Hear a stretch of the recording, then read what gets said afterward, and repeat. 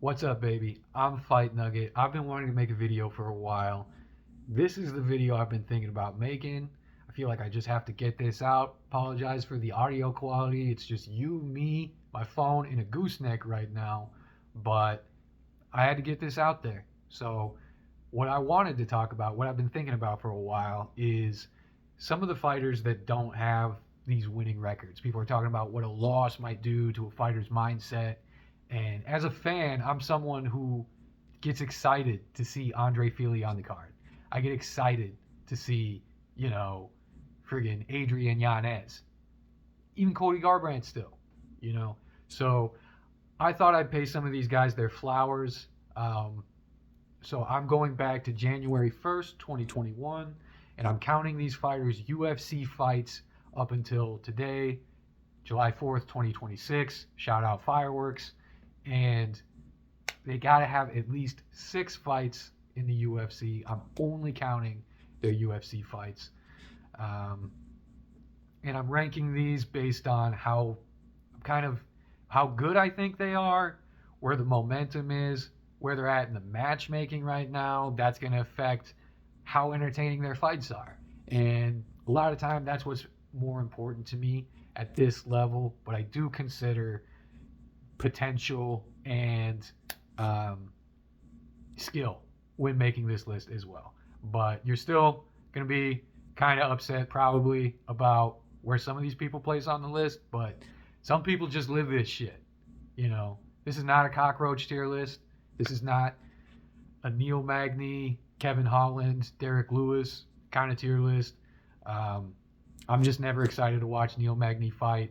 Kevin Holland, Derek Lewis, they only show up to half their fights. So this is people that I might go, hey, you know, no matter who they're fighting, I'm like, let's see what's going on with this one.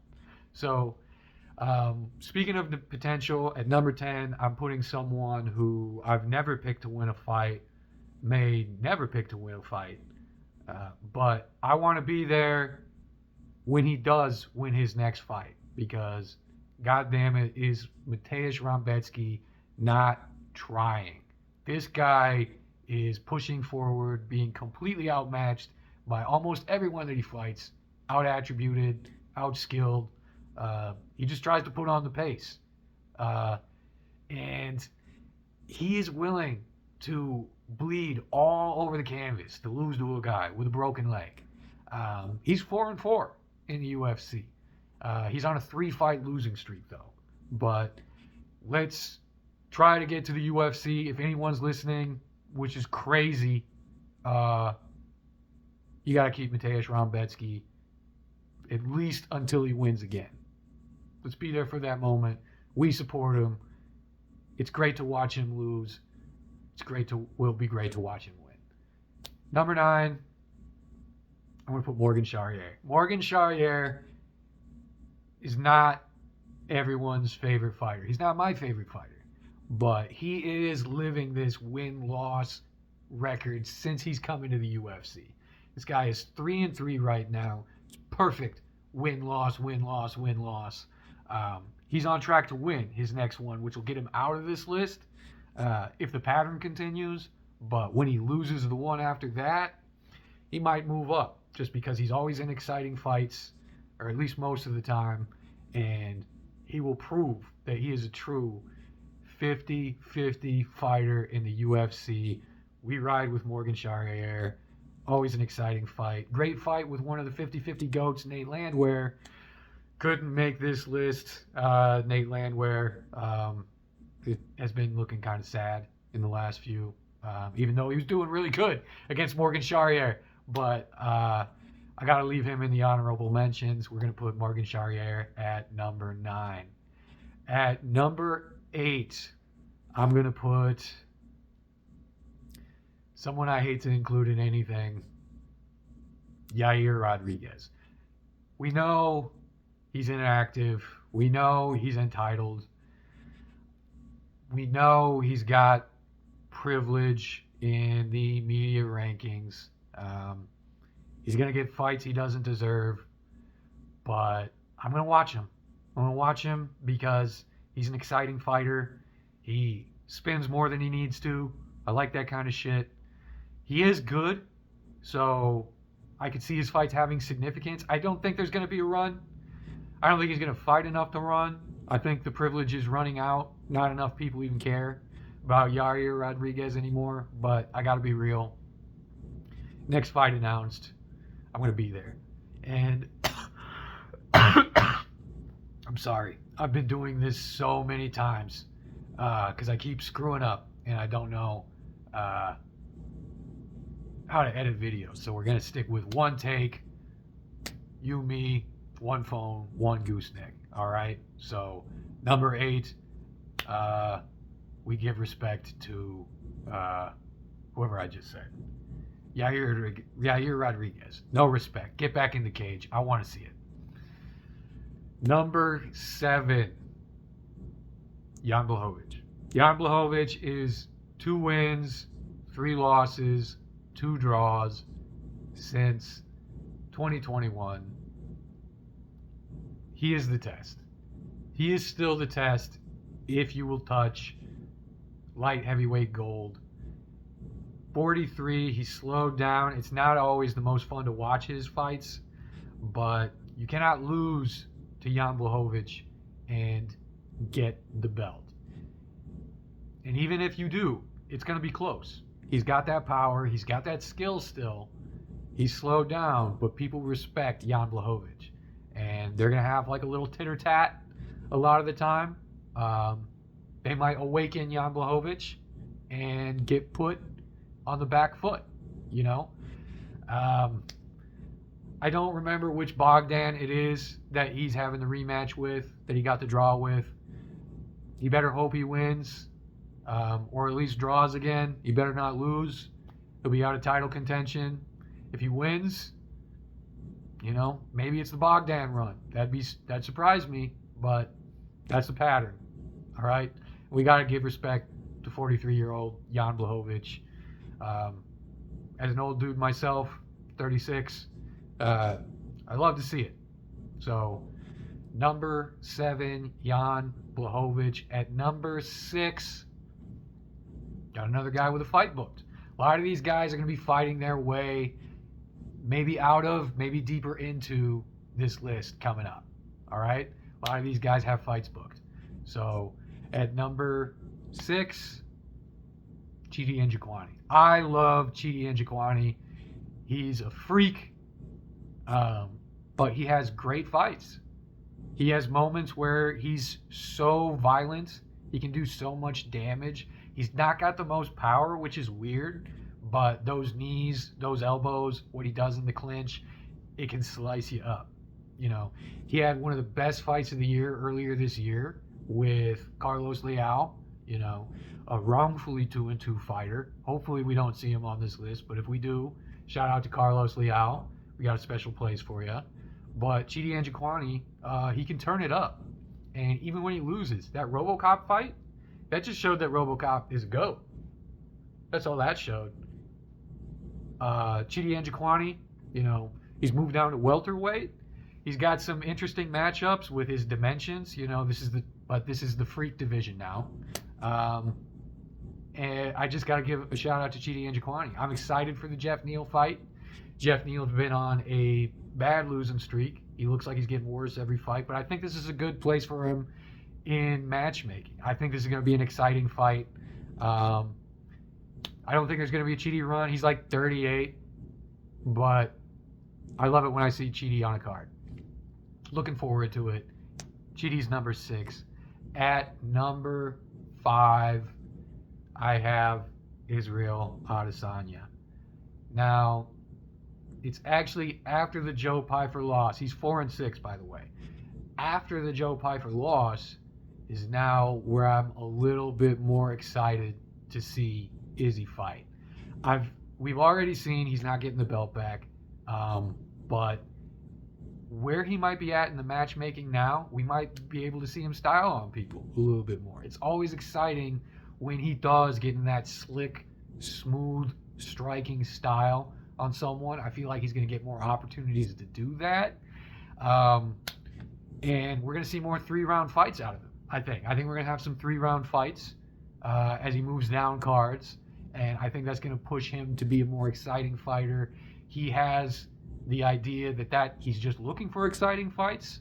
So I'm actually pretty high on Izzy as a 50-50 fighter. I don't think he's going to get his way out of this anytime soon, but you know, I'm more excited to see an Izzy fight than a Yair Rodriguez fight for sure. So we got to move up. Number 4, I'm going to put Paulo Costa. Now, Paulo Costa is another one who's been pretty inactive. He's 3-3 right now on a weird little win streak. And that's the thing. He's on a weird little win streak. He beat Roman Kopylov when he came back because it looks like he scared the shit out of Roman Kopylov, who I still think is good. But as they say, he just has a style that's great against southpaws. And he had the idea to move up to light heavyweight. I guess he's decided he's going to bounce between them, but now he's got momentum at light heavyweight where he's a contender. He beat Azamat Murzakanov by fat shaming in round 0. He just bullied him during fight week, and he shook him. And then when he showed up to the fight, he showed up. You know, he's a dirty fighter. He got his one eye poke in. You know, let Azamat know that, you know, it's allowed.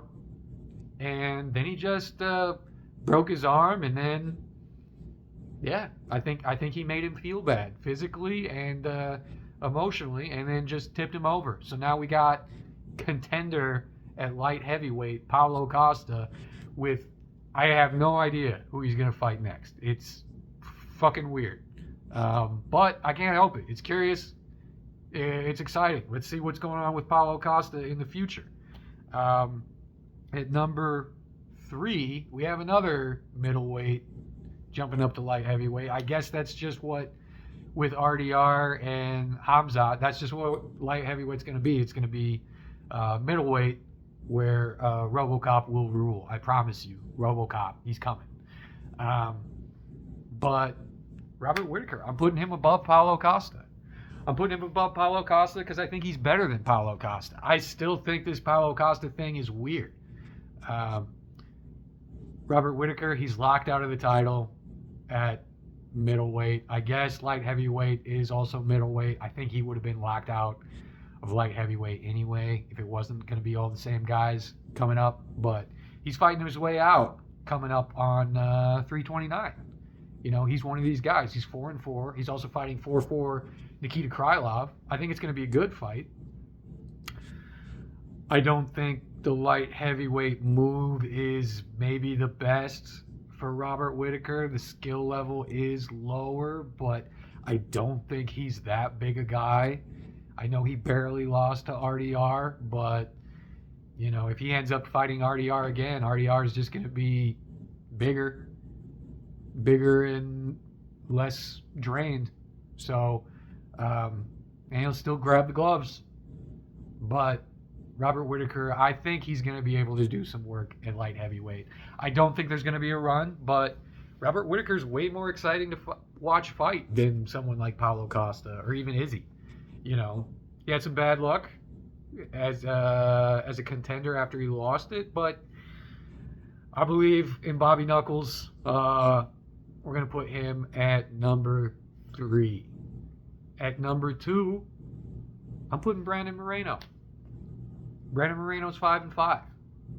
I think Brandon Moreno is still one of the best flyweights on the flyweights on the roster. I think flyweight's one of the hottest divisions right now. I'm excited to see who can pass the test, the Roy Val, the Moreno tests. You know, maybe the Gooch. You know, it's an exciting division right now. Brandon Moreno, I still hold stock. He comes from, when he was at his peak, it was a stale era. It was, the Davison Figueiredo fights were great. There was 4 of them. He's fought Brandon Royval twice. I'm excited to see where the flyweight division kind of shakes out. And Brandon Moreno, he's good everywhere. He moves around like a glitchy PS2 character, which is sick as hell. Super weird as well. But I got to put some respect on Brandon Moreno. And we got number 1. And this is going to upset some people. This goes back to what I was saying before I started these rankings. This is someone who lives it. This is a true 50-50 fighter. This is not about momentum. This is someone who is the king of this shit. And I think you know who it is. At 7-7, I'm putting King Green. King Green, when you watch him, if you've ever had a friend who's over, you're trying to watch, you say you're going to watch the UFC fights, they want to watch too, they're not really a big fan, you get excited about a fight, even a high level exciting fight, they don't get it. You know, they're not that interested. They're like, oh yeah, you know, what a good wrestler. But when it comes to a Bobby Green fight, anything can happen, and whoever wins is going to look like the best fighter in the fucking world to whoever you got watching it. All right? Bobby Green styles on guys, and he also gets slimed the fuck out. When you watch Bobby Green win, he's like the best fighter you've ever seen. You know, in an entertainment standpoint. He should have way more performances bonuses than he does. He should have way more. And he's nowhere near as good as a lot of the guys that are on this list. He's never touched a belt.